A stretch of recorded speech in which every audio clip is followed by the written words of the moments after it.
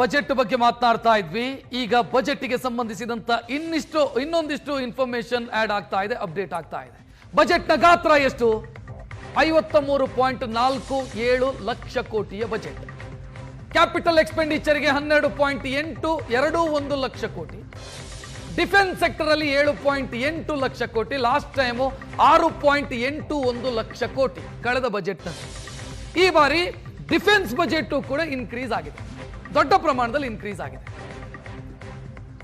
ಗಮನಿಸ್ತಾ ಇದ್ದೀರಿ, sector wise ರಕ್ಷಣಾ ಇಲಾಖೆಗೆ ಎಷ್ಟು ಕೊಟ್ಟಿದ್ದಾರೆ? 53.47 ಬಜೆಟ್ನ ಗಾತ್ರ, 12.21 ಕ್ಯಾಪಿಟಲ್ ಎಕ್ಸ್ಪೆಂಡಿಚರು, 7.8 ಲಕ್ಷ ಕೋಟಿ. ಕಳೆದ ಬಾರಿ 6.81 ಲಕ್ಷ ಕೋಟಿ. ಸುಮಾರು 90,000 ಕೋಟಿಯಷ್ಟು ಡಿಫೆನ್ಸ್ ಸೆಕ್ಟರ್ ಅಲ್ಲಿ ಜಾಸ್ತಿ ಮಾಡಿದ್ದಾರೆ, ಬಜೆಟ್ ಅಲೋಕೇಶನ್ ಜಾಸ್ತಿ ಮಾಡಿದ್ದಾರೆ. ಸೊ ಇದು ಗಮನಿಸಬೇಕಾದಂತ ವಿಚಾರ.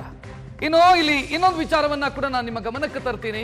ಡಿಫೆನ್ಸ್ ಸೆಕ್ಟರ್ಗೆ 7.8 ಲಕ್ಷ ಕೋಟಿ ಕೊಟ್ರು ಅಂದ ತಕ್ಷಣ ಇನ್ಕ್ಲೂಡಿಂಗ್ ರೆವಿನ್ಯೂ ಎಕ್ಸ್ಪೆಂಡಿಚರ್, ಅದು defence sector including revenue expenditure ಅಂದ್ರೆ ಸ್ಯಾಲರಿಯಿಂದ ಹಿಡಿದು ಎಲ್ಲವೂ, ಜೊತೆಗೆ ಹೊಸದಾಗಿ ಶಸ್ತ್ರಾಸ್ತ್ರಗಳ ಖರೀದಿ ಪ್ರಕ್ರಿಯೆಗೂ ಕೂಡ ಅದರಲ್ಲಿ ಹಣ ಮೀಸಲಿಡಲಾಗಿರುತ್ತೆ. 53.47 ಲಕ್ಷ ಕೋಟಿಯ ಗಾತ್ರದ ಬಜೆಟ್ ಇದು. ಈ ಬಾರಿ ಒಂದು ವೆಲ್ಕಮ್ ಮೂವ್ ಅಂತಂದ್ರೆ, ನಾನು ಆಗ್ಲೇ ಹೇಳಿದೆ, ಕ್ಯಾಪಿಟಲ್ ಎಕ್ಸ್ಪೆಂಡಿಚರು 23% ಇರ್ತಾ ಇತ್ತು ವಾರ್ಷಿಕ ಬಜೆಟ್ನಲ್ಲಿ. ಈ ಬಾರಿ ಅದು ಜಾಸ್ತಿ ಆಗಿದೆ. 11 ಲಕ್ಷ ಕೋಟಿಯಿಂದ 12 ಲಕ್ಷ ಕೋಟಿಗೆ, ಸುಮಾರು 1 ಲಕ್ಷ ಕೋಟಿಯಷ್ಟು ಕ್ಯಾಪಿಟಲ್ ಎಕ್ಸ್ಪೆಂಡಿಚರ್ ಜಾಸ್ತಿ ಮಾಡಿಕೊಂಡಿದ್ದಾರೆ. ಇದರ ಜೊತೆಗೆ ವಿತ್ತೀಯ ಕೊರತೆ 4.3ಕ್ಕೆ ಇಳಿಕೆಯಾಗಿದೆ. ಸೊ ಇದು ಗಮನಿಸಬೇಕಾದಂತ ವಿಚಾರ ಈ ಬಾರಿಯ ಕೇಂದ್ರದ ಬಜೆಟ್ನ ವಿಚಾರದಲ್ಲಿ. ಸರ್, ನಾನು ಒಂದಕ್ಕೆ ನಿಮ್ಮಿಂದ ಉತ್ತರ ನಾನು ಬಯಸ್ತೀನಿ. ಅನಿಲ್ ಅವರು ಪ್ರಸ್ತಾಪ ಮಾಡಿದರು, ರುಪೀಸ್ ಬೀಳ್ತಾ ಇದೆ, ನಾವು ದೊಡ್ಡ ಮಟ್ಟದಲ್ಲಿ ಬೆಳೀತಾ ಇದ್ದೀವಿ ಅಂತ ರುಪೀಸ್ ಬೀಳಬಾರ್ದು ಅಂತ ಅವ್ರದ್ದು ಪ್ರಶ್ನೆ ಇರೋದು. ಸರ್, ಈಗ ಏನಾಗಿದೆ ಅಂದರೆ, ರುಪಿ ಬೀಳೋದು ಅಂತ ಹೇಳಿದ್ರೆ there are few many things. ಯಾವುದೂ ಸಹ ಪ್ಯೂರ್ಲಿ ಫಂಡಮೆಂಟಲ್ಸ್ ಆಗಿರಲ್ಲ. ನಮ್ಮ ದೇಶದಲ್ಲಿ ಹೈಯೆಸ್ಟು ಮಾರ್ಕೆಟ್ನಲ್ಲಿ ಇನ್ವೆಸ್ಟ್ ಮಾಡಿದವರು ಯಾರು ಅಂದರೆ ಅಮೇರಿಕದವರು. ಟ್ರಂಪ್ ಉಂಟಲ್ಲ, ಟ್ರಂಪ್ ಟ್ಯಾರಿಫ್ ಯಾವ ಎಕ್ಸ್ಟೆಂಟು ಅಂತ ಹೇಳಿದ್ರೆ, ಏನು ಮಾತಾಡಿದ್ರು, ಈಗ ಕೊರಿಯಾ ಜೊತೆ ಅಗ್ರಿಮೆಂಟ್ ಆಗಿದೆ, ನೀವು ಚೈನಾ ಜೊತೆ ನೀವು ನಾನು ಹೇಳಿದ ಹಾಗೆ ನಾರ್ತ್ ಕೊರಿಯಾಕ್ಕೆ ನೀವು ಸಪೋರ್ಟ್, ಅವ್ರ ಪರವಾಗಿ ನೀವು ಮಾತಾಡ್ತಿದ್ದೀರಾ, ಅವ್ರ ಜೊತೆ ಮಾತಾಡಬಾರ್ದು, ಇಲ್ಲಾಂದರೆ ನಿಮ್ಮ ಮೇಲೆ 15% ಟ್ಯಾರಿಫ್ ಹಾಕ್ತೀನಿ ಅಂತ ಅಗ್ರಿಮೆಂಟ್ ಆದವ್ರ ಜೊತೆಲಿ ಹೇಳ್ತಿದ್ದಾರೆ. ನಮ್ಮ ಜೊತೆನಲ್ಲಿ 50% ಸರ್. ಅವ್ರಿಗೆ ಎಲ್ಲಿ ಹಾಕಿದ್ದಾರೆ ಗೊತ್ತಾ? ಅವರಿಗೆ ಲಾಭ ಇದೆಯಲ್ಲ, ಈ ಐಫೋನ್ಗಳು ಅದಕ್ಕೆ 0 ಟ್ಯಾಕ್ಸ್ ಇದೆ, ಔಷಧಿಗಳು 0 ಟ್ಯಾಕ್ಸ್ ಇದೆ. ನಮಗೆ ಏಟ್ ಬೀಳುತ್ತಲ್ವಾ? Textiles, leather goods, diamond jewel, ಇದನ್ನೆಲ್ಲ ತಯಾರು ಮಾಡೋದು ಮ್ಯಾಕ್ಸಿಮಮ್ ಲೇಬರ್ಸ್ ಇದೆಯಲ್ಲ, ಅಲ್ಲಿ ಮ್ಯಾಕ್ಸಿಮಮ್ ಟ್ಯಾಕ್ಸ್ ಎಷ್ಟು? 50%. ನಾವು ಅದಕ್ಕೇನು sir, this is the way.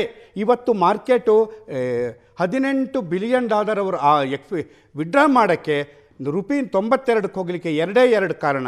ಒಂದು, FIIsಗಳು ವಟಿಕಾಲು ಮಾರಾಟ ಮಾಡಿರೋದ್ರಿಂದ ದುಡ್ಡು ತಗೊಳ್ತಾ ಇದ್ದಾರೆ, ಅದು.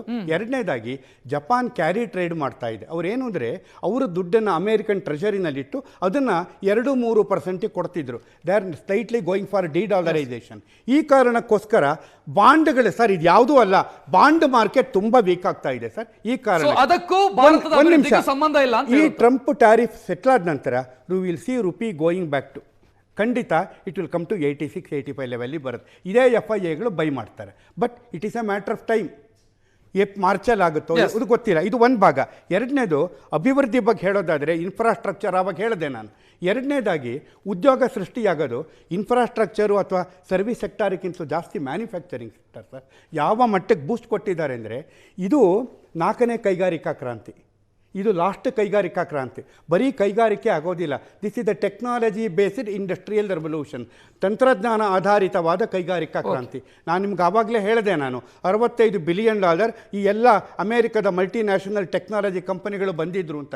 ನಾವು ಸರ್, ಡೇಟಾ ಈಗ ಬೇಕಾಗಿರೋದು ಯಾವ್ದು ಗೊತ್ತಾ? Artificial intelligence, data centres, semi conductors, quantum ಕಂಪ್ಯೂಟಿಂಗು, cloud computing ಅಂತ ಈ ಕ್ಷೇತ್ರದಲ್ಲಿ ಹೂಡಿಕೆ ಆಗಬೇಕು. ಡೇಟಾ ಸೆಂಟರ್ಸಿಗೆ ಕೊನೆಯಲ್ಲಿ ಹೇಳಿದ್ದಾರೆ 2047 ತನಕ ಹೂಡಿಕೆ ಮಾಡೋದಕ್ಕೆ total tax exemption. Sir, this is one of the biggest thing that will revolutionize data ಸೆಂಟರ್ಸನ್ನು ಕ್ರಾಂತಿ ತರುತ್ತೆ. ಸೆಮಿ ಕಂಡಕ್ಟರ್ಸ್ ವಲಯಕ್ಕೆ PLI ಅಂತ ಪ್ರೊಡಕ್ಷನ್ ಲಿಂಕ್ಡ್ ಇನ್ಸೆಂಟಿವ್ಸ್ ನಮ್ಮ ದೇಶದಲ್ಲಿ ಉತ್ಪಾದನೆ ಮಾಡಿ ನಿಮ್ಮ ಉತ್ಪಾದನೆಯ ಮಾರುಕಟ್ಟೆಯ ಮೌಲ್ಯದ ಮೇಲೆ 5-6% ಕ್ಯಾಶ್ ಇನ್ಸೆಂಟಿವ್ ಕೊಡ್ತೀವಿ. ಅದಕ್ಕೆ ಕೊಟ್ಟಿದ್ದಾರೆ. ಜೊತೆಯಲ್ಲಿ ರೇರ್ ಅರ್ತ್ಸು ಸರ್, ನಮ್ಮ ಜಗತ್ತಿನಲ್ಲಿ ಇದು ಪೂರಾ ಚೈನಾದ ಕಂಟ್ರೋಲಲ್ಲಿದೆ ಸರ್. ಇದಕ್ಕೋಸ್ಕರ ಏನು ಮಾಡಿದ್ದಾರೆ ಅಂದರೆ ಕೇರಳ, ಆಂಧ್ರ ಪ್ರದೇಶ, ತಮಿಳುನಾಡು, ಒರಿಸ್ಸಾ ಇಲ್ಲಿ ಎಲ್ಲರಿಗೂ ಅದಕ್ಕೊಂದು ಸಪರೇಟ್ ಕಾರಿಡಾರೇ ಮಾಡಿದ್ದಾರೆ. ಅಲ್ಲಿ ನೀವು ಮೈನಿಂಗ್ ಮಾಡಿ, ಪ್ರೊಸೆಸಿಂಗ್ ಮಾಡಿ, ಮ್ಯಾನುಫ್ಯಾಕ್ಚರಿಂಗ್ ಮಾಡಿ, ಮ್ಯಾಸಿವ್ ಅದಕ್ಕೆ ಸಪೋರ್ಟ್ ಕೊಡ್ತಾ ಇದ್ದಾರೆ. ಟೆಕ್ಸ್ಟೈಲ್ಸಿಗೆ ಪಾರ್ಕ್ ಮಾಡ್ತಿದ್ದಾರೆ ಸರ್. MSME ಅವರಿಗೂ ಸಹ ಸಪರೇಟ್, ಸ್ಮಾಲಿಗೆ ಬೇರೆ, ಆಮೇಲೆ ಮೈಕ್ರೋಗಳಿಗೆ ಬೇರೆ ಅಂತ ಅದನ್ನು ಸಹ ಮಾಡಿದ್ದಾರೆ. ನಾನು ಏನು ಹೇಳಕ್ಕೆ ಹೊರಟಿದ್ದೀನಿ ಅಂದರೆ, ಉತ್ಪಾದನಾ ವಲಯದಲ್ಲಿ ಒಂದು ದೊಡ್ಡ ಕ್ರಾಂತಿಗೆ ಕರಲಿಕ್ಕೆ ಒಂದು ಸಾಲಿಡ್ ಫೌಂಡೇಶನ್ನ ಹಾಕಿದ್ದಾರೆ. ಫ್ರೈಟ್ ಕಾರಿಡಾರ್ಸ್ ಮಾಡಿದ್ದಾರೆ ಸರ್.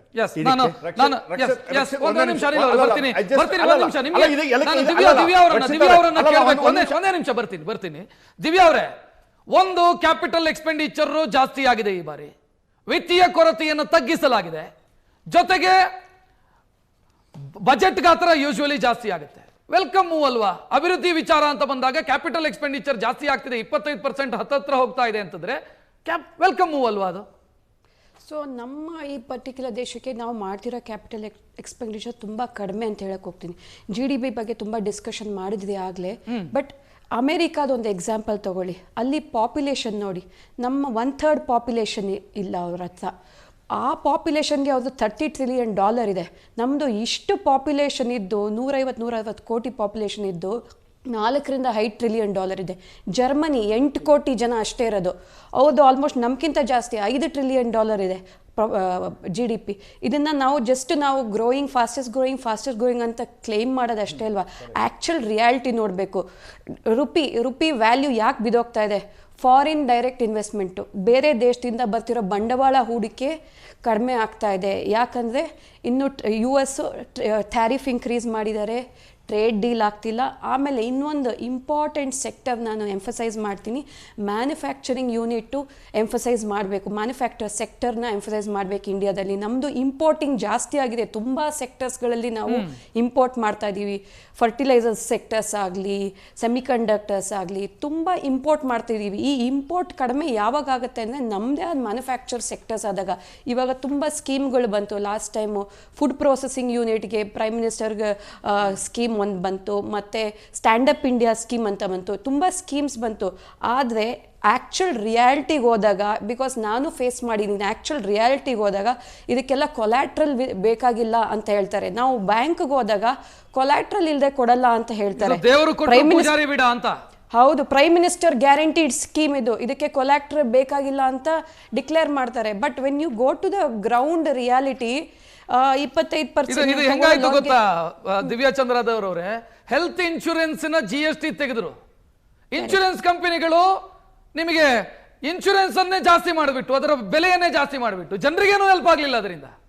ಡೆಫಿನೆಟ್ಲಿ ಈ ಥರ ಆದಾಗ ಹೆಂಗೆ ಬೆನಿಫಿಟ್ ಆಗುತ್ತೆ ಮ್ಯಾನುಫ್ಯಾಕ್ಚರಿಂಗ್ ಇಂಡಸ್ಟ್ರಿ? ತುಂಬ ಸಿಕ್ ಇಂಡಸ್ಟ್ರಿ ಅಂದರೆ ಸ್ಟಾರ್ಟ್ ಮಾಡ್ತಾರೆ, 1 ವರ್ಷ 2 ವರ್ಷ 3 ವರ್ಷ ನಡೆಸ್ಕೊಳ್ಳೋಕ್ಕಾಗಲ್ಲ. ತುಂಬ ನೀವೊಂದು ಇಂಡಸ್ಟ್ರಿಯಲ್ ಏರಿಯಾಗೆ ಹೋದರೆ ನೀವು ನೋಡ್ತೀರಾ, ಪೀಣ್ಯ ಇಂಡಸ್ಟ್ರಿಯಲ್ ಏರಿಯಾಗೆ ಹೋಗಿ 30% 40% ಸಿಕ್ ಇಂಡಸ್ಟ್ರೀಸ್, ಅಂದರೆ ಅರ್ಧಕ್ಕೆ ಸ್ಟಾಪ್ ಆಗಿರೋದು, ಓಡ್ತಾ ಇರೋ ಇಂಡಸ್ಟ್ರಿ ಸ್ಟಾಪ್ ಆಗಿರೋದು. ಈ ಥರ ಸಿಕ್ ಇಂಡಸ್ಟ್ರಿಗಳನ್ನ ಹೆಂಗೆ ಎಲಿವೇಟ್ ಮಾಡ್ಬೋದು ಅನ್ನೋದ್ರ ಬಗ್ಗೆ ಚಿಂತನೆ ಮಾಡಬೇಕು ಅಂತ ಹೇಳಕ್ಕೆ ಇಷ್ಟಪಡ್ತೀನಿ. ಸೊ ಅಡ್ರೆಸ್ ಮಾಡೋ ಸಂದರ್ಭದಲ್ಲಿ ಇನ್ನೂ ಸಮಗ್ರವಾಗಿ ಮಾಡಬಹುದಿತ್ತು ಸರ್ಕಾರ, ಕೇಂದ್ರ ಸರ್ಕಾರ ಈ ಬಜೆಟ್ ನಲ್ಲಿ. ಕರೆಕ್ಟ್. ಎಸ್, ಮಾತನಾಡೋಣ. ನನಗೊಂದು ಬ್ರೇಕ್ನ ಸಮಯ. ಬ್ರೇಕ್ನ ನಂತರ ಕಾರ್ಯಕ್ರಮ ಮುಂದುವರಿಯುತ್ತೆ.